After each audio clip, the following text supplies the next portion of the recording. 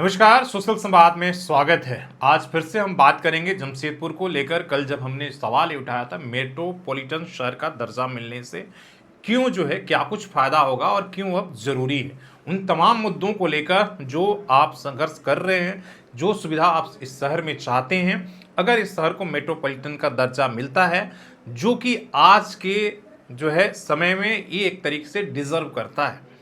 ये मांग 2004 में जैसा हमने कहा था कि उपायुक्त जो थे सुनील बरनवाल ने उठाया था और उसका अनुशंसा उन्होंने भेजा था।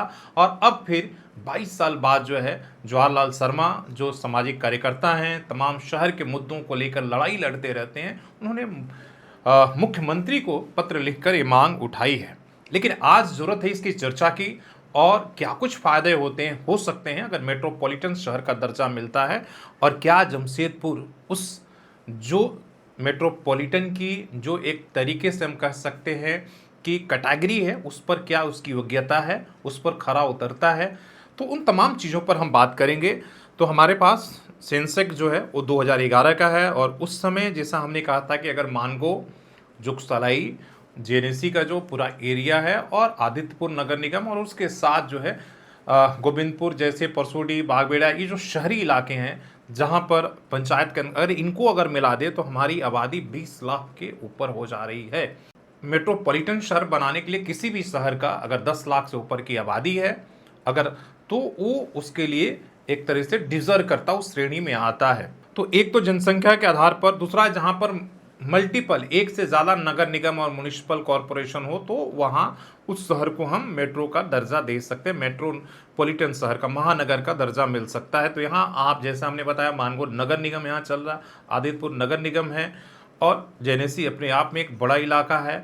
इसके साथ जुगसलाई आपका नगर परिषद के रूप में आपका यहाँ चल रहा है, और बाकी जो एक ग्रामीण आबादी है वो भी 2.5 लाख से ऊपर के आसपास में है। तो टोटल मिलाकर, हालांकि 2011 के आंकड़े के हिसाब से आपके जो इलाके हैं वो 13 लाख के आसपास में था। अब 2026 में फिर से सेंसस हो रहा है, तो ये मानकर चला जा रहा है कि ये आबादी 20 लाख से ऊपर की हो जाएगी अगर ये पूरे इलाकों को अगर एक साथ मिला ले।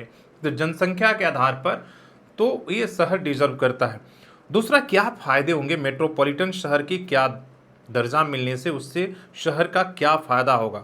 तो सबसे पहली जो बात है कि मेट्रोपॉलिटन का सिटी का दर्जा मिलने से उस शहर के विकास में प्रशासन और आर्थिक गतिविधियों का एक बड़ा मील का पत्थर साबित होता है। और ये भारत के संविधान के 74वें संशोधन जो के अनुसार तहत मेट्रोपॉलिटन क्षेत्र की परिभाषा तय किया गया था कि 10 लाख से अधिक आबादी वाले शहर को इसकी दर्जा मिलेगा। इसका फायदा क्या, उस पर हम बात करते हैं सीधे तौर पर।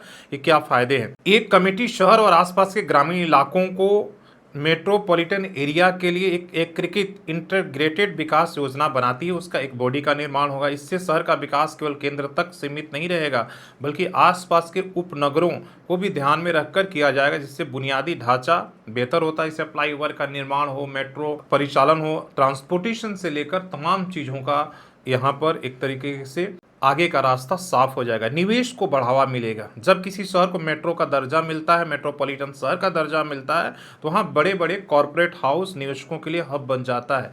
आप वहाँ के अर्थव्यवस्था को रफ्तार देता है और नौकरियां पैदा होती है। आप देख लीजिए कि आज के 10-15 साल पहले पुणे की क्या ये थी और आज जो है वो 10 सालों में कहाँ पहुँच कर गई। उसी तरीके से उड़ीसा में आप देख लीजिए, भुवनेश्वर, तमाम कई ऐसे शहरों को जो आज मेट्रो है और उन्होंने मेट्रोपॉलिटन के रूप में कहां से कहां वो पहुंच गए हैं। एक बुनियादी जो ढांचा है परिवहन, जैसा हमने कहा ट्रांसपोर्टेशन, मेट्रोपॉलिटन दर्जे के साथ ही मेट्रो रेल, बेहतर बस कनेक्टिविटी, रिंग रोड, बड़े ट्रांसपोर्टेशन प्रोजेक्ट का आना आसान हो जाएगा। जैसे हमने कल ही कहा था, केंद्र और वर्ल्ड बैंक के बहुत सारे पैसे जो है मेट्रो शहर के विकास के लिए आते हुए मिलेगा।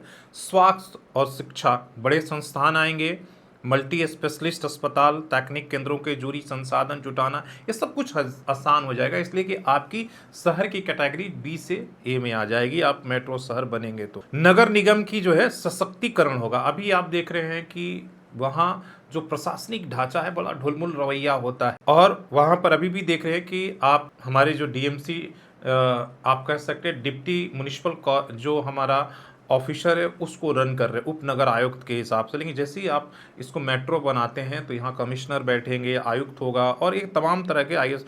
मेट्रोपॉलिटन शहर का प्रशासन अक्सर अधिक मजबूत होगा, नगर निगम की कार्य क्षमता बढ़ेगी। अपने आप में जिस तरह से एक विधानसभा के तरह के मतलब असेंबली चलता है, आप मुंबई नगर पालिका को देख लीजिए, दिल्ली में एमसीडी को देख लीजिए, एनडीएमसी को देख लीजिए, डीडीओ को देख लीजिए, जिससे कचरा प्रबंधन, जल आपूर्ति, सीवरेज, ये तमाम तरह की सुविधाएं जो है आसान हो जाएगी। इसका बेहतर मॉनिटरिंग होगा, डाटा मॉनिटरिंग, शहरों की जो व्यवस्था है उसकी जो है मॉनिटरिंग करने में आसान होगी, इसलिए कि सब कुछ का एक रख रखाव, उसकी पारदर्शी जो है ये चीज़ें होंगी। रियल एस्टेट, मेट्रोपॉलिटन का दर्जा मिलने से आसपास के क्षेत्रों में रियल एस्टेट का वैल्यू बढ़ेगा और इसे सेटेलाइट टाउन के रूप में विकसित भी किया जा सकता है। तो ये तमाम सारे फायदे अगर मेट्रो का दर्जा मिलेगा तो आपके रास्ते खुल जाएंगे। जो जैसे हमने कल ही कहा था कि आप अलग अलग चीज़ों के लिए संघर्ष कर रहे हैं, हमारे कभी आप कहते हैं कि हमारी सड़क ठीक हो जाए, कभी ट्रांसपोर्टेशन चले। यहाँ जैसे आप देखते हैं इस पूरे शहर में जो हमारा नागरिक ट्रांसपोर्ट सिस्टम है वो कोलैप्स है, मतलब है ही नहीं, सिर्फ ऑटो और उस तरह की चीज़ें चलती हैं। यहाँ पर कोई जो है एक साझा ट्रांसपोर्ट व्यवस्था जो इसे कह सकते हैं वो उस तरीके की नहीं। हर कोई इंडिविजुअल अपने ट्रांसपोर्टेशन करता है, हर व्यक्ति।